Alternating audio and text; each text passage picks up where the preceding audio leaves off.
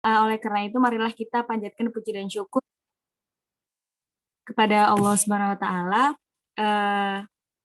atas nikmat sehat untuk membuka perkuliahan ini.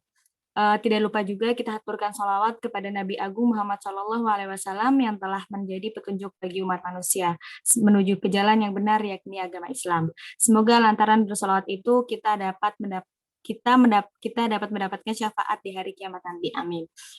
Sebelumnya kami dari kelompok 2 akan memperkenalkan anggota kelompok kita. Yang pertama saya sendiri Ismatul Yamini. Selanjutnya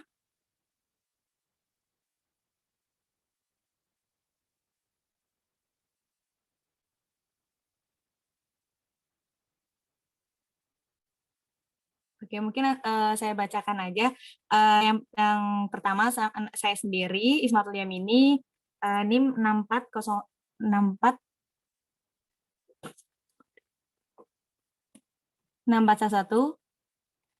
420165.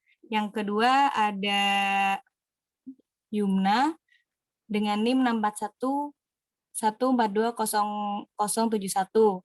Yang selanjutnya ada Revaldi dengan NIM 2311420042. Yang selanjutnya ada Imas dengan NIM 2301420004. Dan yang terakhir ada Winda dengan NIM 2411420072. Mungkin untuk mempersingkat waktu, kita langsung aja mempresentasikan materi yang akan disampaikan. Untuk pemaparan yang pertama akan dibacakan oleh Yumna.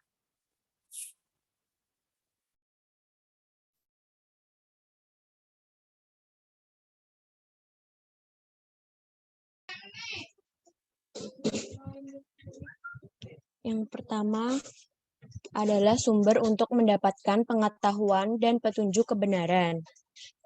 Dalam doktrin agama ada 2 sumber untuk mendapatkan pengetahuan dan petunjuk kebenaran, yaitu al-ulum al-nakliyah atau ilmu-ilmu nakli yang berdasarkan wahyu, dan al-ulum akliyah yang berarti ilmu-ilmu nasional yang berdasarkan akal. Akal berasal dari bahasa Arab dari kata akola, yakilu, dan aklan. Secara etimologis bermakna mengikat, menahan, mengerti, dan membedakan. Berangkat dari pengertian ini, maka akal merupakan daya yang terdapat dalam diri manusia untuk dapat menahan atau mengikat manusia dari perbuatan jahat dan buruk. Demikian juga, akal adalah salah satu unsur yang membedakan manusia dengan makhluk yang lain. Lantaran, akal dapat membedakan dan mengerti antara perbuatan yang baik dan buruk. Wahyu berasal dari bahasa Arab al-wahyi dan kata al-wahyi, yang berarti suara, api, dan kecepatan. Sementara itu, wahyu mengandung pengertian pemberian secara sembunyi-sembunyi dan cepat. Tetapi kemudian, wahyu lebih dikenal sebagai penyampaian firman Allah kepada pilihannya agar disampaikan kepada manusia.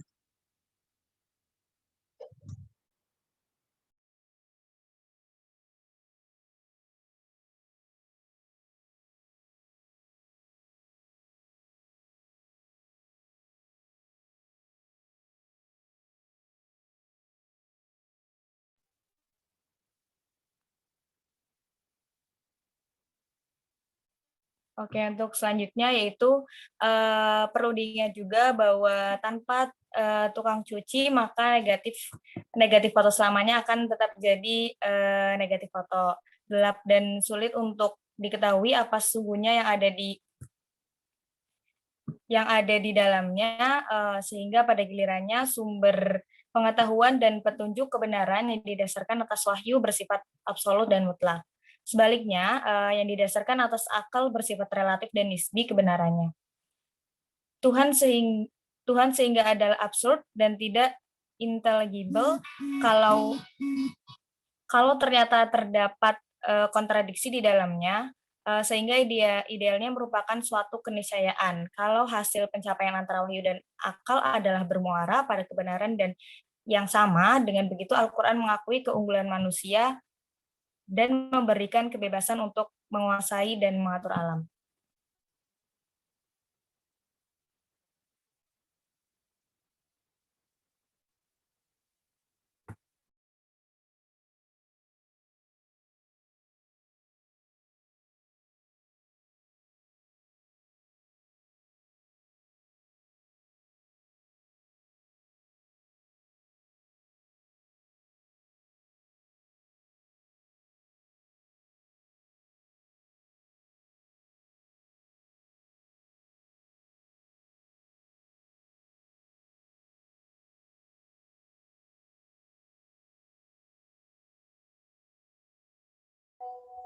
Siapakah Harun Nasution?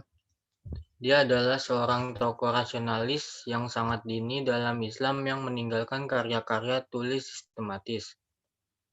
Baginya, hadis-hadis itu adalah abesah karena maknanya sejalan dengan berbagai gambaran dan ajaran Al-Quran. Sebaliknya, ada pula yang memberikan peran dan kedudukan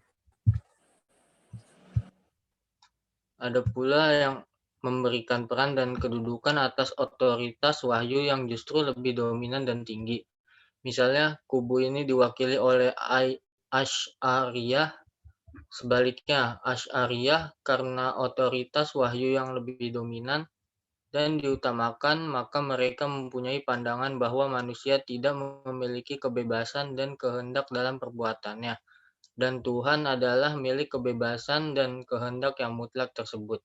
Harun Nasution, 1986b. Menurut Harun Nasution, bahwa persoalan kemampuan akal dalam mengetahui Tuhan dan mengetahui kebaikan, kejahatan, kemudian masing-masing terbagi menjadi mengetahui kewajiban berterima kasih kepada Tuhan dan mengetahui kewajiban berbuat baik dan kewajiban meninggalkan perbuatan jahat. Sehingga lebih lanjut, menurut Harun Nasution terumuskan sebagai berikut. Apakah akal dapat mengetahui adanya Tuhan? Kalau ya, apakah akal dapat mengetahui kewajiban berterima kasih pada Tuhan? Apakah akal dapat mengetahui yang baik dan yang buruk? Kalau iya, apakah dapat mengetahui bahwa manusia wajib berbuat baik dan menjauhi perbuatan buruk? Karena Mu'tazilah menempatkan akal pada kedudukan dan peran yang tinggi. Kalau dirujuk kepada 4 persoalan teologis di atas, tidak aneh kalau Mu'tazilah memandang keempat persoalan tersebut dapat diketahui oleh akal. Baginya, mengetahui hakikat ketuhanan dapat diketahui lewat pembuktian, argumen kosmologis, sedangkan hakikat baik dan buruk tidak ditentukan oleh Tuhan, tetapi oleh esensi baik buruk itu sendiri.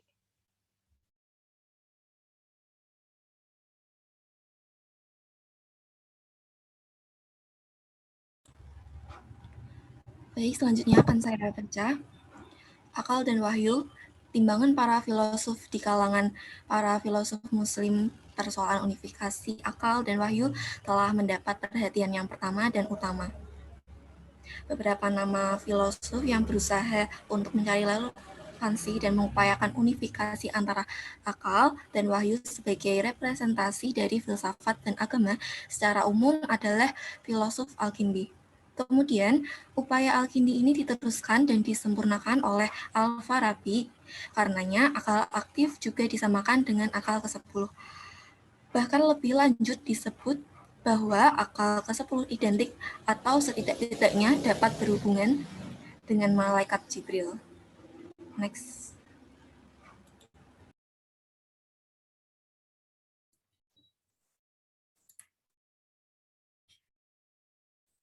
Selanjutnya, mengingat baik wahyu maupun akal sama-sama bersumber dari Allah, seperti yang disampaikan kepada Nabi Muhammad ataupun yang tercermin pada diri Nabi Muhammad, maka Al-Quran dan As-Sunnah sama-sama memberikan apresiasi yang sangat tinggi pada akal.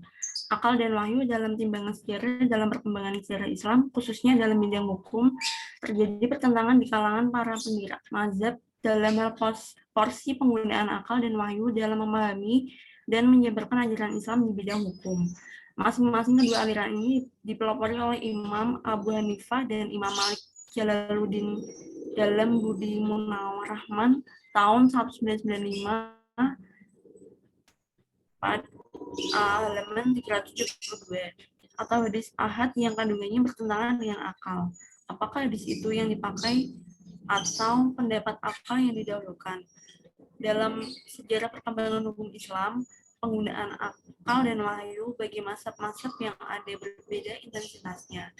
Perkembangan penggunaan akal berlanjut menunjukkan relatif power pada batas toleransi.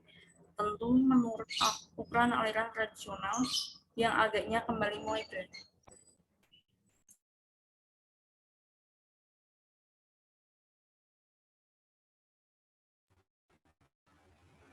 Selanjutnya, akal dan wahyu dalam timbangan ahli fikih. Dalam Islam, sumber hukum yang paling otoritatif adalah Allah semata-mata. Sementara, persoalan-persoalan kemasyarakatan yang tidak tersentuh secara eksplisit oleh Al-Quran dan hadis semakin menuntut peran yang besar dari akal yang diwujudkan dalam bentuk ijtihad. Untuk itu, Rasulullah sering memberikan mandat kepada sahabat-sahabatnya untuk memutuskan suatu perkara, sekalipun itu terjadi di hadapan beliau sendiri. Sekian dari presentasi kami. Selanjutnya saya serahkan kepada moderator.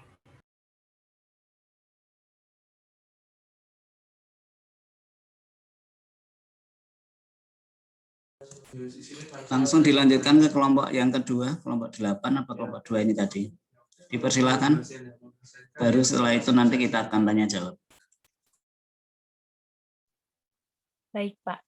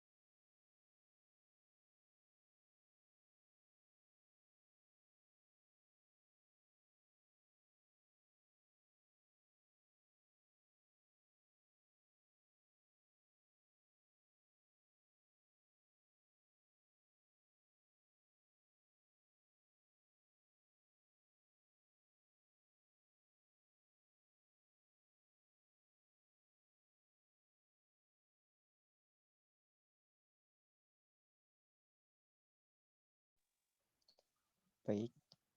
Assalamualaikum warahmatullahi wabarakatuh. Selamat siang teman-teman semua. Yang terhormat Bapak Ahmad Nurhin, SPD, MSI, selaku dosen pengampu mata kuliah Pendidikan Agama Islam, dan teman-teman sekalian. Kami dari kelompok 8 ingin mempresentasikan hasil kerja kelompok kami. Sebelumnya, perkenalkan anggota kelompok kami. Yang pertama, Nur Fitriani, dengan NIM 68111420285. Yang kedua, Anissa Wulandari 23014200110. Saya sendiri Muhammad Ibnu Faik 61014200190. Baris Diaul Haq 24114200008. Salsariana Adilia Parmono 64114200006. Next.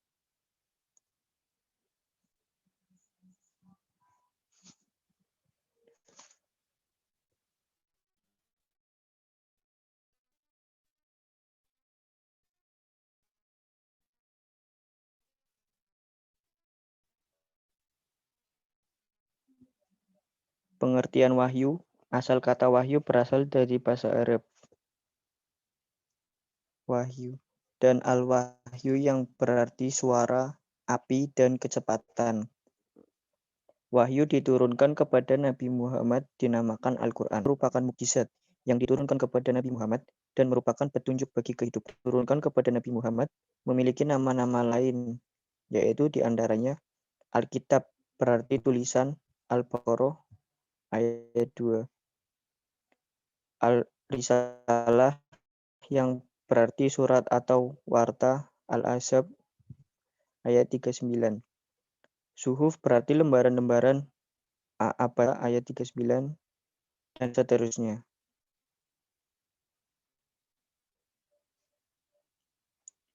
Hal-hal yang diyakini sebagai faktor kekuatan wahyu antara lain, yang pertama, wahyu ada karena izin dari Allah, atau wahyu lebih condong melalui dua mukjizat yaitu Al-Quran dan As-Sunnah.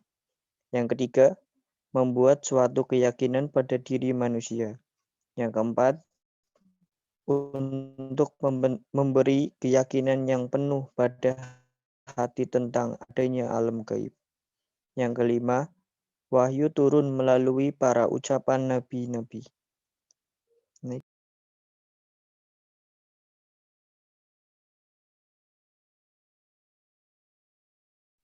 Oke, yang berikutnya tujuan wahyu.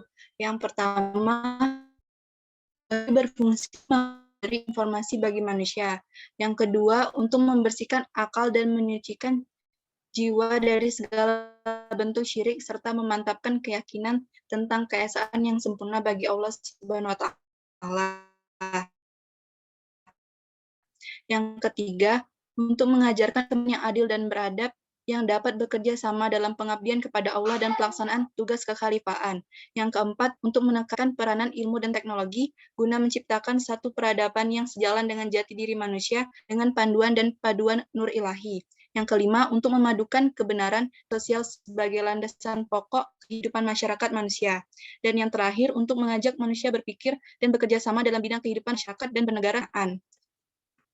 Menurut M. Abdullah, membagi wahyu dalam 3 bentuk berdasarkan kemampuan manusia dalam menerimanya. Yang pertama yaitu wahyu diberikan kepada kaum khawas dan juga diberikan kepada kaum awam. Dan ini merupakan bagian yang paling besar. Yang kedua, wahyu yang hanya ditujukan kepada kaum awam saja. Menurut jumlahnya hanya sedikit. Dan yang ketiga, wahyu yang diturunkan kepada kaum khawas saja dan jumlahnya paling sedikit dibanding yang kedua.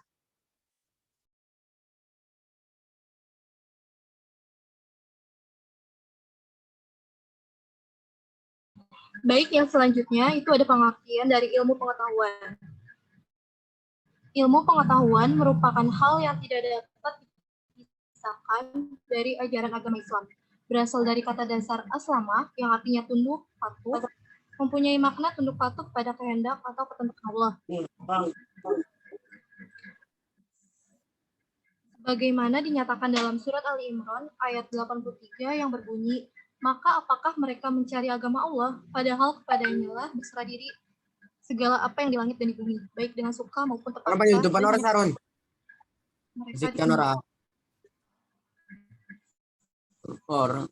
Lalu, ilmu bukan sekedar pengetahuan, tetapi merangkum sekumpulan pengetahuan berdasarkan teori-teori yang disepakati dan dapat secara sistematik diuji dengan seperangkat metode yang diakui dalam bidang ilmu tertentu.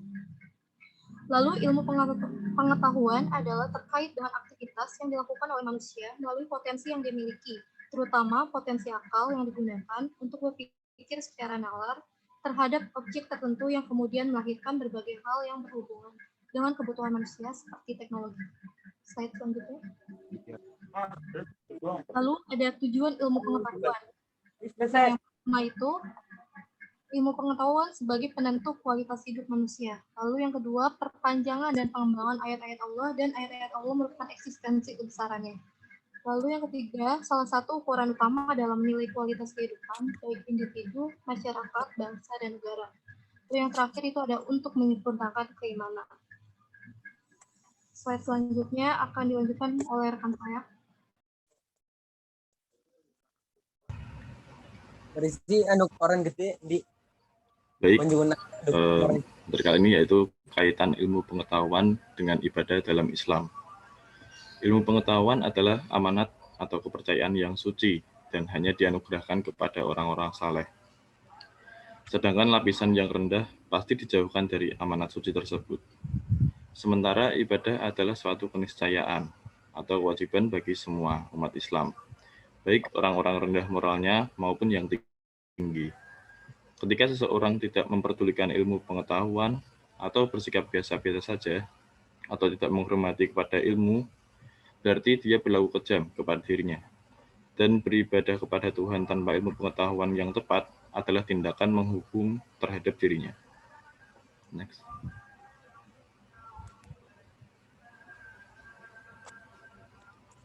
Alasan ilmu pengetahuan lebih unggul daripada beribadah.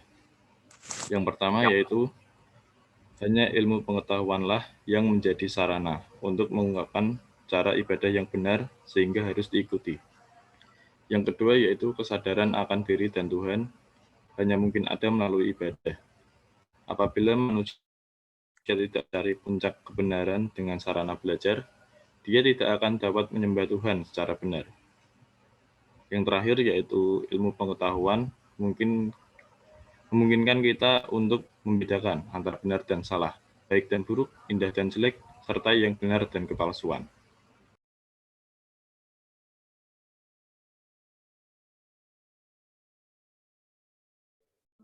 Berikutnya, jenis-jenis pengetahuan. Yang pertama, pengetahuan biasa atau ordinary knowledge, common sense knowledge.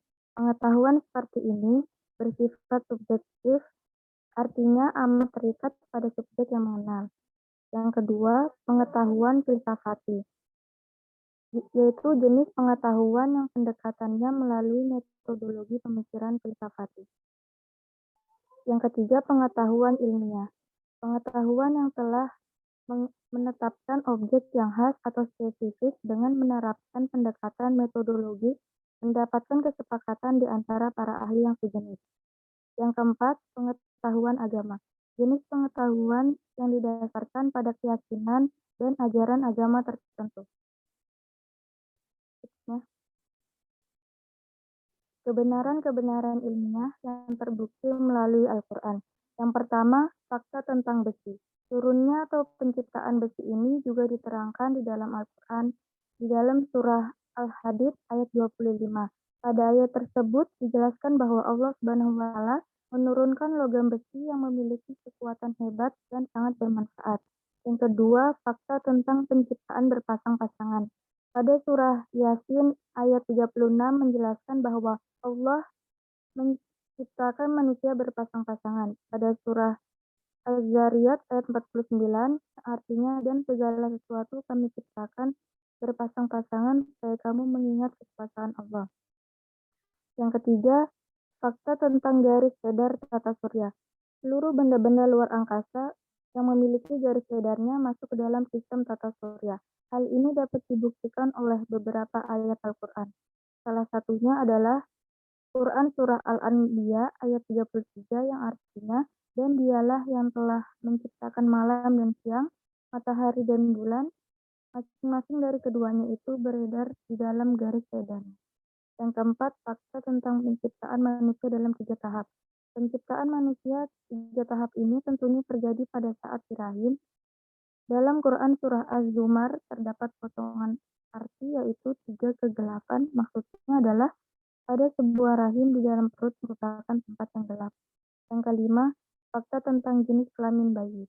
Al-Quran telah menjelaskannya di dalam surah An-Najm ayat 45 dan 46 yang artinya, dialah yang menciptakan berpasang pria dan wanita dari air mani yang dipancarkan.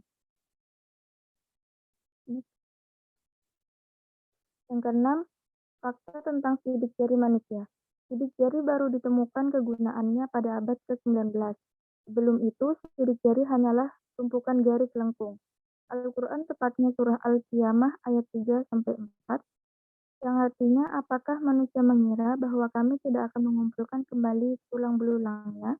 Bukan demikian, sebenarnya kami kuasa menyusun kembali jari jemarinya dengan sempurna. Pada surah ini menjelaskan tentang kekuasaan Allah dapat menyatukan kembali tulang belulang orang yang telah meninggal. Yang ketujuh, fakta tentang menyusui bayi selama 2 tahun.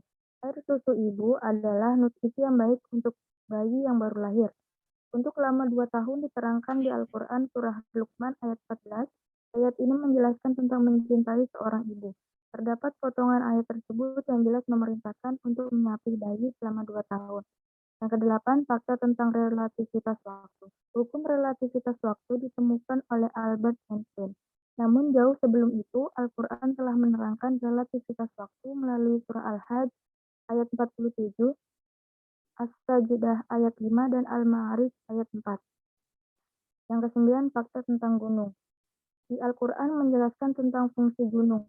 Pada surah Al-Anbiya ayat 31 dan An-Naba ayat 6-7, yang artinya dan telah kami jadikan di bumi ini gunung-gunung yang kokoh, supaya bumi itu tidak goncang bersama mereka. Dan telah kami jadikan pula di bumi itu jalan-jalan yang luas, agar mereka mendapat petunjuk. Quran surah Al-Anbiya 31. Bukankah kami telah menjadikan bumi itu sebagai hamparan dan gunung-gunung sebagai pasar? Quran surah An-Naba ayat 6-7. Yang ke-10, fakta tentang dasar lautan yang gelap. Gelapnya dasar lautan diterangkan dalam Al-Quran surah An-Nur ayat 40 yang artinya, atau seperti gelap gulita di lautan yang dalam yang diliputi oleh ombak, yang di atasnya ombak pula, di atasnya lagi awan. Gelap gulita yang tindih bertindih apabila dia mengeluarkan tangannya, tiadalah dia dapat melihatnya. Dan barang siapa yang tidak diberi cahaya petunjuk oleh Allah, tiadalah dia mempunyai cahaya sedikit pun. Quran surah An-Nur ayat 40. Yang terakhir, daftar pustaka. Sekian presentasi dari kami. Saya kembalikan ke moderator. Baik, terima kasih. Kami dari kelompok 8 barangkali ada penyampaian dalam penyampaiannya. Bila itu hidayah, wassalamualaikum warahmatullahi wabarakatuh.